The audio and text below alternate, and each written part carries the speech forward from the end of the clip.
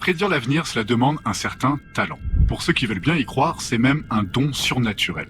Et ce n'est pas moi qui le dis, mais le plus célèbre des astrologues, Nostradamus. Le don héréditaire de prophétie ira dans la tombe avec moi. Bon, dans les faits, il s'est quand même pas mal planté, et même ses prophéties les plus célèbres sont pour le moins floues. On va donc laisser Nostradamus de côté pour des prophéties plus concrètes, à commencer par celles qui ont fait le tour d'Internet et qui proviennent des Simpsons. Bon, alors déjà ça ou encore ça, c'est du fake, des retouches d'images ou même parfois tout simplement des épisodes récents. Mais il y a bien quelques cas que l'on pourrait effectivement qualifier de prémonitoires. Et le plus célèbre, c'est évidemment l'élection de Donald Trump en 2016, diffusée dans un épisode de 2000 intitulé Path to the Future. As you know, we've inherited quite a budget crunch from President Trump. How bad is it, Secretary Van Houten? We're broke. Des prédictions comme celle-là, il y en a des milliers dans la littérature. Comme les précisions incroyables de Jules Verne dans son ouvrage De la Terre à la Lune. Il y raconte la conquête spatiale 103 ans avant que Neil Armstrong ne pose le pied sur notre satellite. Dans la réalité, comme dans le livre de Jules Verne, la fusée est conçue par des artilleurs.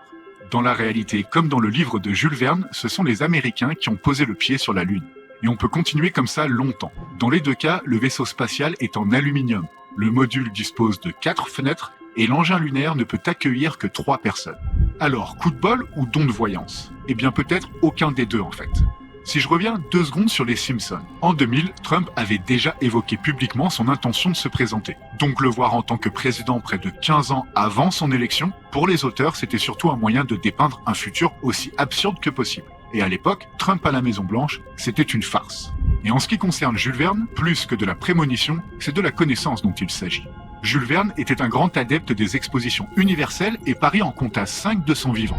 Tout un quartier de Paris prenait l'aspect fabuleux d'un pays inconnu dont la porte monumentale, du plus pur moderne style, se dressait près de la place de la Concorde. Il fut le contemporain d'innombrables inventions et comme il le dit lui-même, je suis de la génération comprise entre ces deux génies, Stephenson et Edison. Finalement, ce que l'on considère souvent comme de la prémonition, ce n'est rien de plus que de l'extrapolation.